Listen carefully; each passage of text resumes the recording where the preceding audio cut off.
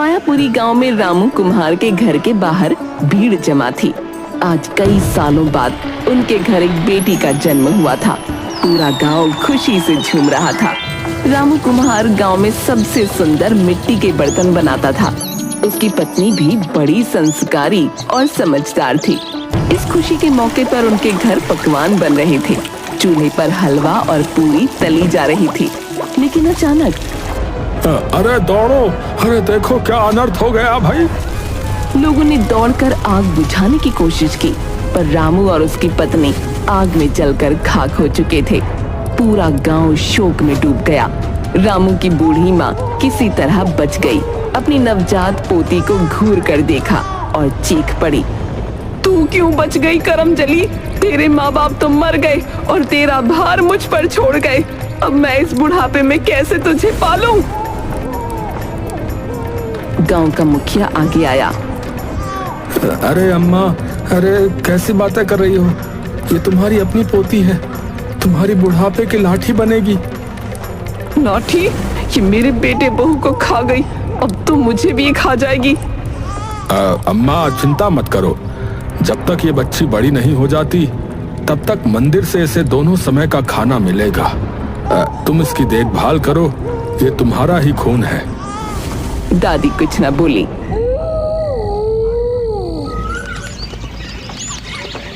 रामू की बेटी धीरे धीरे बड़ी होने लगी। गांव वालों ने उसका नाम मुन्नी रखा। जब वो 3 साल की हुई तो रोज सुबह मंदिर जाने लगी। वहाँ वो अपने छोटे छोटे हाथों से मंदिर की सफाई करती, भगवान कार्तिकेय की मूर्ति को फूलों से सजाती और उनसे बातें करती। एक दिन वो मूर्ति के सामने बैठी और मासूमियत से बोली, भगवान, अम्मा और बाबू को तुमने अपने पास क्यों बुला लिया?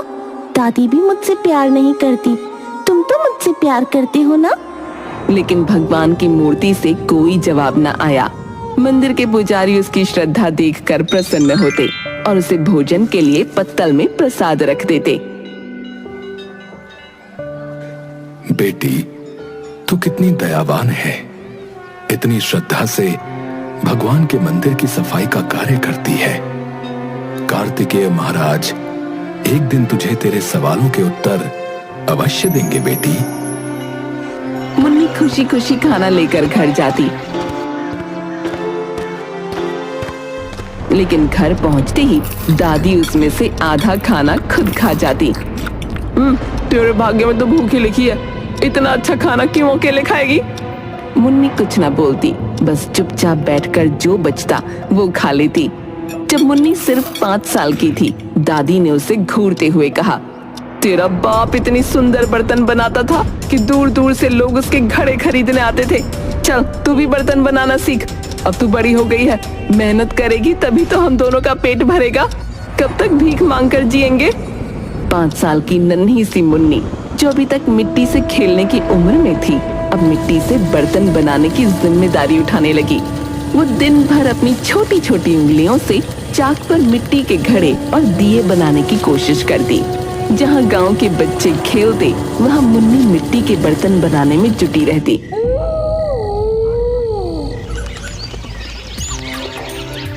धीरे धीरे उसकी मेहनत रंग लाने लगी। उसने इतने सुंदर घड़े बनाना सीख लिया कि लोग उसकी तारीफ किए बिना नहीं रहते। हर घड़ा ऐसा चमकता मानो किसी ने जादू से बनाया हो। लेकिन गांव वालों ने उसकी इस मेहनत की इज्जत करने के बजाय उसका फायदा उठाना शुरू कर दिया। एक दिन गांव का बनिया दुकान के बाहर बैठा था। जब उसकी नजर मुन्नी के घड़ों पर पड़ी, वो मुस्कुराते हुए उसके पास गया।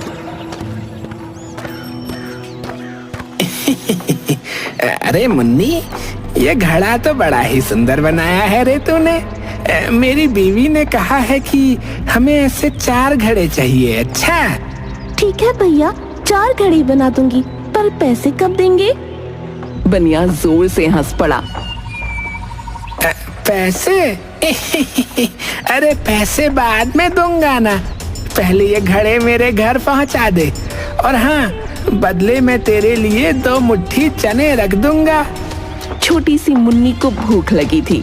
उसने सोचा कि शायद चने से दादी खुश हो जाएगी। उसने बिना कुछ कहे घड़े दे दिए। लेकिन ऐसा हर दिन होने लगा। गांव की औरतें शादी ब्याह में उसके पास आती और बिना पैसे दिए बर्तन उठा ले जाती। मुन्नी बेटा, तेरे हाथ की मिट्टी के दिए बहुत सुंदर हैं। मेरी बहू की शादी में कुछ दिए मुफ्त में दे दे, भगवान तुझे बहुत देगा। कोई उसे 2 रोटी देकर 4 घड़े ले जाता, तो कोई पुराने कपड़े देकर दर्जनों हांडियां उठा ले जाता। मुन्नी ने सैकड़ों मिट्टी के बर्तन बनाए, लेकिन खुद कभी भरपेट खाना नहीं खा पाई। जब भी वो दादी से पैसे मांगने की बात करती, दादी उसे डांट देती। अरे मूर्ख, मुफ्त में देना सीख, तभी लोग तुझे अच्छा समझेंगे। पैसे मांगकर तू लालची बनेगी क्या? हर साल गांव में कार्तिक पूर्णिमा के मेले का आयोजन होता था। हर कोई नए कपड़े पहनकर आता, मिठाइयाँ खाता और खुशियाँ मनाता। इस बार मुन्नी ने सोचा कि वो भी अपने बनाए हुए बर्तनों की दुकान लगाएगी। सुबह सुबह वो अपने सबसे सुंदर घड़े, दिए और हांडियां लेकर मंदिर के पास बैठ गई। हर आने जाने वाला उसकी दुकान देखता, पर कोई खरीदने की बजाय मजाक उड़ाने लगा। अरे मुन्नी, ये बेचने आई है? अरे बहन, हम इसे चने देकर ही सारे घड़े ले लेंगे। हाँ। लोग उसकी दुकान से बर्तन उठाते गए, पर किसी ने पैसे न दिए। जब मेला खत्म हुआ तो मुन्नी ने देखा कि उसकी दुकान खाली हो चुकी थी, लेकिन हाथ में 1 पैसा भी नहीं था। रुआसी होकर वो दादी के पास गई और धीरे से बोली, दादी, सबने मेरे बर्तन ले लिए, पर किसी ने पैसे न दिए। तू ही मूर्ख है, मैंने तुझे पहले ही कहा था, दुनिया मुफ्त की चीजों की कदर ना करती। अब भूख लगी हो तो ये मिट्टी खा ले। मुन्नी की आंखों में आंसू आ गए। उसने आकाश की ओर देखा और भगवान से पूछा, क्या भगवान भी मुझे इसी तरह आजमाते रहेंगे?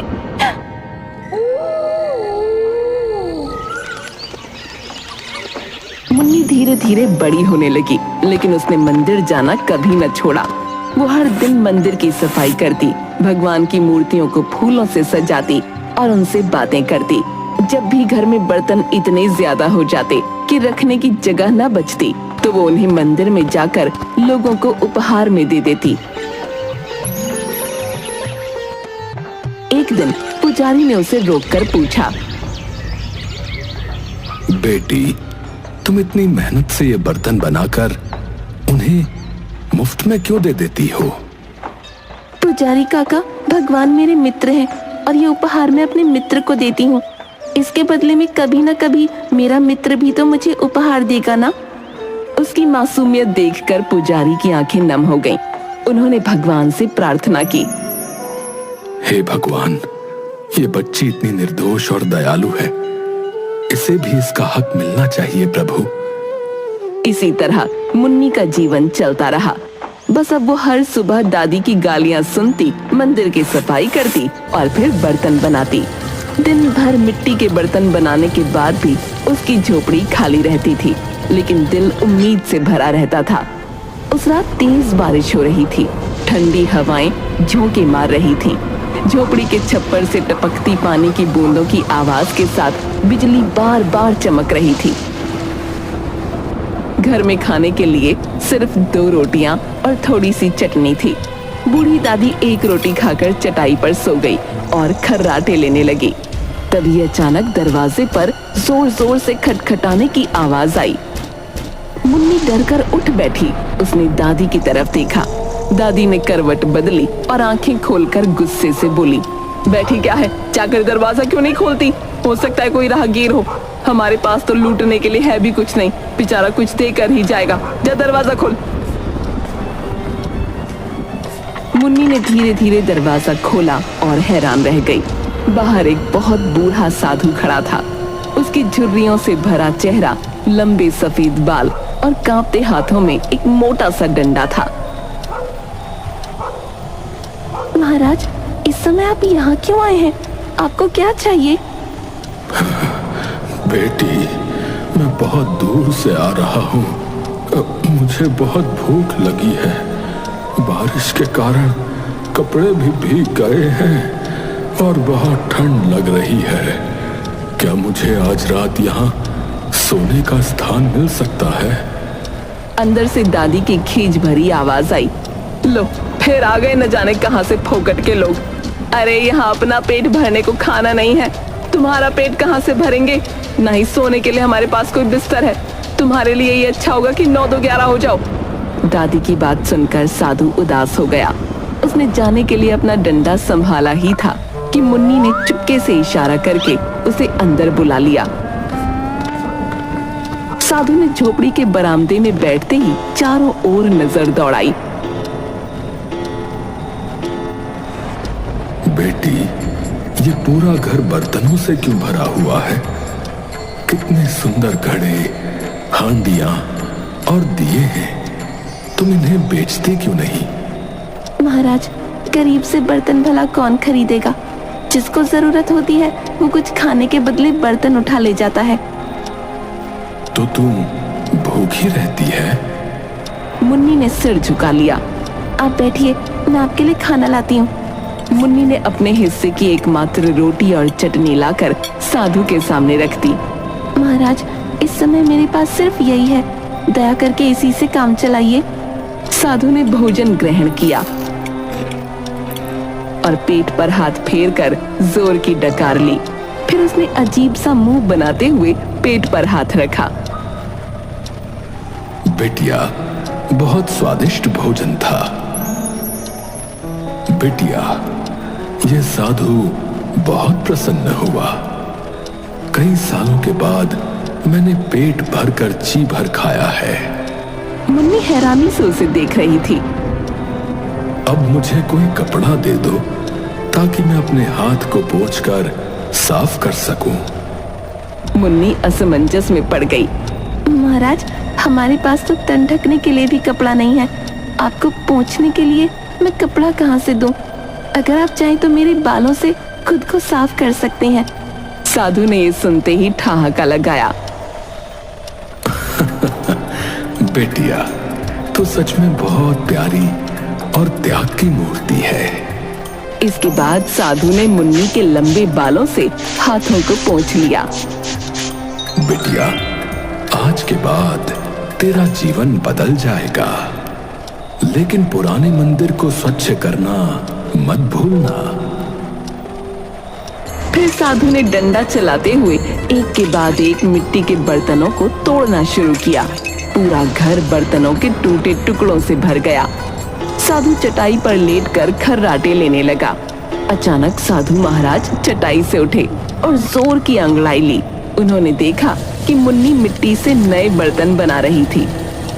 बेटी, घर में तो पहले से ही इतने बर्तन पड़े हैं, फिर और बर्तन बनाने की क्या आवश्यकता है? मुन्नी ने हाथ जोड़कर विनम्रता से उत्तर दिया। महाराज, ये सारे बर्तन अब इस्तेमाल करने लायक नहीं रहे। दादी के जागने से पहले मैं इन सभी को बाहर रखकर फिर से नए बर्तन बना रही हूँ ताकि वो नाराज ना हो। साधु ने मुन्नी के बनाए एक बर्तन को हाथ में लिया और ध्यान से देखा।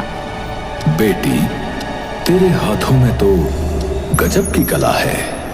इतने सुंदर बर्तन कोई आम इंसान नहीं बना सकता। फिर उन्होंने अपना डंडा उठाया और बर्तनों के ढेर पर जोर से मारा। टन आवाज गूंजी और अचानक पूरे घर में सुनहरी रोशनी फैल गई।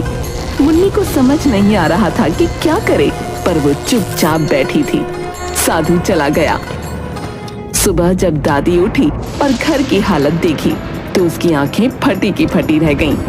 अरे मुन्नी, ये क्या किया? सारे बर्तन तोड़ दिए। ये किसने किया? मुन्नी सहम कर चुपचाप खड़ी थी, लेकिन तभी कुछ चमत्कार हुआ।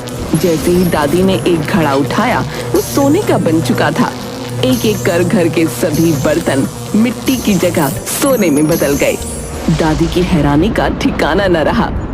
मुन्नी, जल्दी बता, वो साधु कौन था? क्या उसने कोई जादू किया?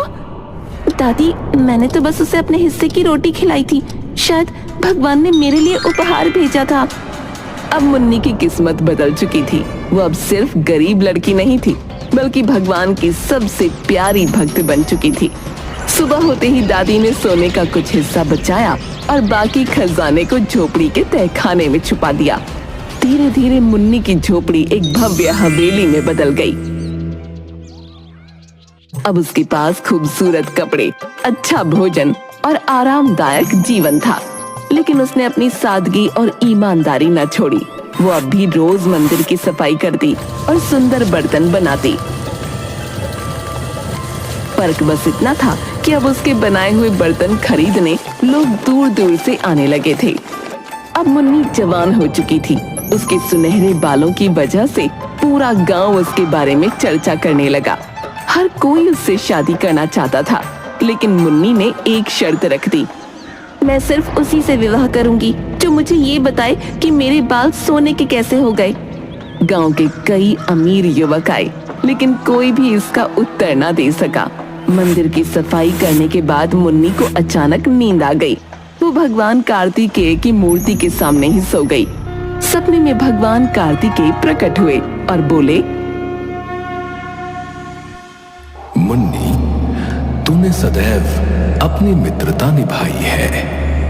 3 साल की उम्र से तू मेरे मंदिर की सफाई करती आ रही है। 5 साल की उम्र से अपने बनाए बर्तन मेरे भक्तों को दान देती है। तेरे घर जाकर मैंने तुझे उपहार दिया। तेरे हर बर्तन में सोना भर दिया और तेरे बालों को सोने का बना दिया। ये तेरा पुरस्कार है। मुन्नी ने भगवान के चरणों में सिर झुका दिया। मुन्नी की आंख खुली तो वो हैरान रह गई। उसने तुरंत भगवान कार्तिकेय की मूर्ति के चरण पकड़ लिए। उसकी आंखों से आंसू बहने लगे और वो गदगद स्वर में बोल उठी, प्रभु, आप सच में आए थे। मैं आपको पहचान न सकी, न आपको बढ़िया भजन सुना सकी, न ही आपके लिए कोई आरामदायक आसन बिछा सकी। तभी आकाशवाणी हुई। पूरा मंदिर प्रकाश से भर गया।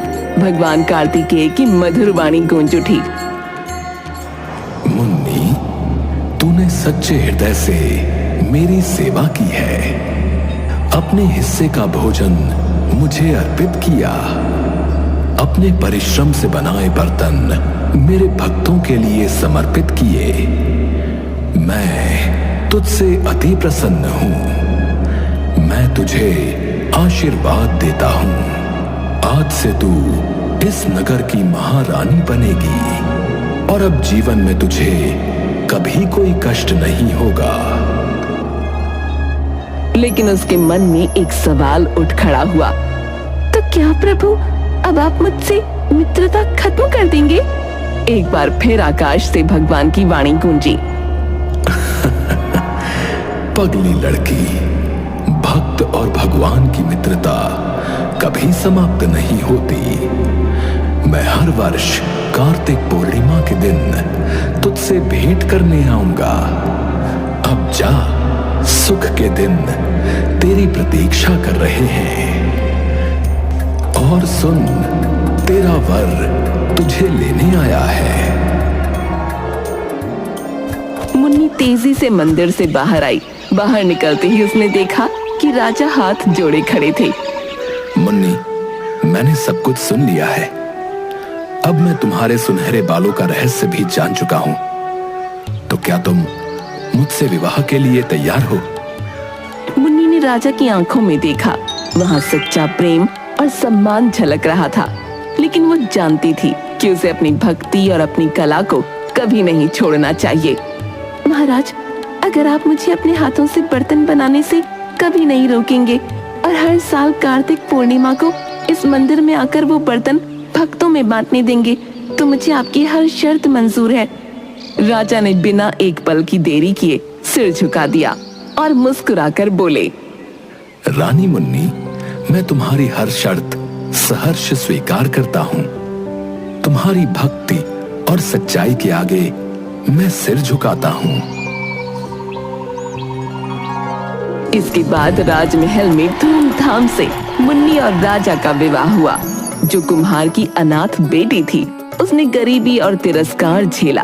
वो अपनी सच्चाई, मेहनत और भक्ति के कारण एक शहर की रानी बन गई। लेकिन उसने कभी अपनी पहचान और भगवान से अपनी मित्रता को नहीं छोड़ा। हर साल कार्तिक पूर्णिमा के दिन वो अपने हाथों से बनाए मिट्टी के बर्तन मंदिर में दान करने आती और भगवान कार्तिकेय के भक्तों में बांटती। और तब मंदिर में एक दिव्य आभा प्रकट होती। ये भगवान की मौजूदगी का संकेत है।